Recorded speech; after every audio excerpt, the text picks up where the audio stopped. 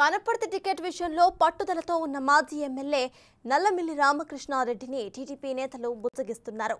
నల్లమిల్లితో చంద్రబాబు ఫోన్లో మాట్లాడారు. అధికారంలోకి వచ్చిన తరువాత సముచిత స్థానాన్ని కల్పిస్తామని హామీ ఇచ్చారు.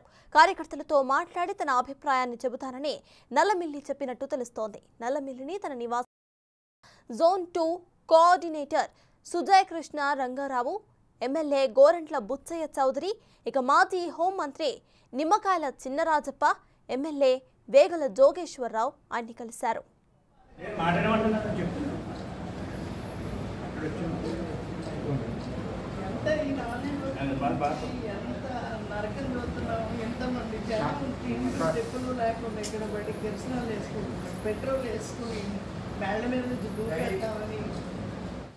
ఈ విషయంపై పూర్తి డీటెయిల్స్ మా ప్రతినిధి రాజేష్ అందిస్తారు.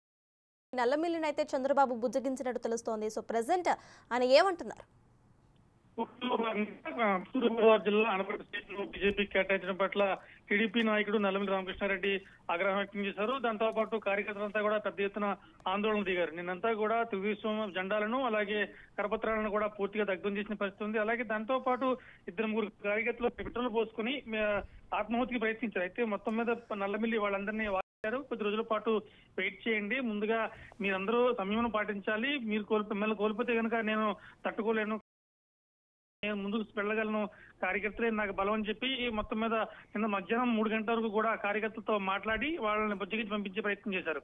మరోవైపు ఇదే ఇందులో భాగంగానే నేను రాత్రి టీడీపీ అధినేత చంద్రబాబు కూడా నల్లమిల్లితో నేరుగా మాట్లాడే విషయంపై మళ్ళీ అధికారంలోకి వచ్చే కనుక సముచిత స్థానం కల్పిస్తాను, ఎట్టి పరిస్థితుల్లో కూడా ఆందోళన చెందవద్దు, తొందరపాటు నిర్ణయాలు తీసుకోవద్దని చెప్పి చంద్రబాబు సూచించినప్పటికీ ఎట్టి పరిస్థితుల్లో కూడా కార్యకర్తల అభిష్టమే తన నిర్ణయం అని చెప్పి చంద్రబాబుకు తెగేసి చెప్పినట్టుగా తెలిసింది. ఎట్టి పరిస్థితుల్లో కార్యకర్తలు అంగీకరించిన పక్షంలో వాళ్ళు ఏ నిర్ణయం తీసుకోమంటే ఆ నిర్ణయం తీసుకుంటానని చెప్పి చంద్రబాబు చెప్పడంతో మళ్ళీ బుజ్జగించే ప్రయత్నం ప్రారంభించారు. ఈ రోజు తూర్పుగోదావరి జిల్లాలో ఉన్న అగ్రనేతలందరూ కూడా టీడీపీకి సంబంధించిన చినరాజప్ప కావచ్చు, యనమల రామకృష్ణుడు కావచ్చు, అలాగే సుజయ్ రంగకృష్ణారావు, అలాగే బొడ్డు వెంకటరమణ చౌదరి, ఇలా టీడీపీకి సంబంధించిన సీనియర్ నేతలందరూ కూడా నల్లమిల్లి రామకృష్ణారెడ్డిని బుజ్జగించే ప్రయత్నించారు. నల్లమిల్లి రామకృష్ణారెడ్డి కుటుంబ సభ్యులను కూడా బుజ్జగించే ప్రయత్నించారు. ఒకసారిగా ఆయన కన్నీటిని వ్యక్తపరిచారు. అంటే గత 42 సంవత్సరాలుగా మోహారెడ్డి కుటుంబం కేవలం నమ్ముకుని తెలుగుదేశం పార్టీని కాపాడుకోవడం కోసం రాజకీయాలు చేస్తున్నాం. అటువంటి సందర్భంలో నిన్నగాక మొన్న వచ్చిన వ్యక్తి ఎవరైతే గుర్తు తెలియని వ్యక్తికి బీజేపీకి సీటు కేటాయించడం అంటే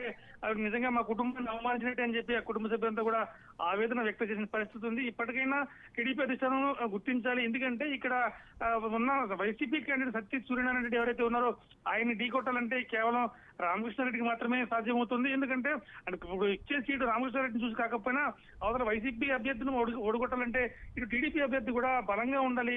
ఈ రకరకాల సమీకరణాలు సేకరించిన తర్వాత మాత్రమే అటువంటి నిర్ణయం తీసుకోవాలని చెప్పి ఎవరు రామకృష్ణారెడ్డి కుటుంబ సభ్యులైతే డిమాండ్ చేస్తున్న పరిస్థితి ఉంది. ఈ విషయం పార్టీ అధిష్టానం దృష్టికి తీసుకెళ్తామని చెప్పి గోరంట్ల బుచ్చి చౌదరి కావచ్చు, సుజయ కృష్ణ రంగారావు కావచ్చు, అలాగే మంత్రి చంద్రరాజప్ప మాజీ మంత్రి వీళ్ళందరూ కూడా నల్లమిల్లితో మాట్లాడి బుజ్జగించే ప్రయత్నం చేస్తున్నారు. నల్లమిల్లి మాత్రం సూటిగా స్పష్టంగా ఒకే ఒక ముఖ చెప్తున్నారు, నాకు మాత్రం సీటు కావాలి, సీటు రాని పక్షంలో మా కార్యకర్తలు కావచ్చు, నాయకులు కావచ్చు, ఏ నిర్ణయం తీసుకోమంటే ఆ నిర్ణయం పక్కాగా తీసుకుంటాను, ఈ విషయంపై మన అధిష్టానం పునరాలోచన చేయాలని చెప్పి చాలా స్పష్టంగా చెప్తారు. ఎందుకంటే ఇప్పటికే ఈ గత 4 ఏళ్లలో నల్లమిల్లి రామకృష్ణారెడ్డి మీద 38 కేసులు నమోదయ్యాయి, కార్యకర్తల మీద వందల సంఖ్యలో కేసులు నమోదయ్యాయి.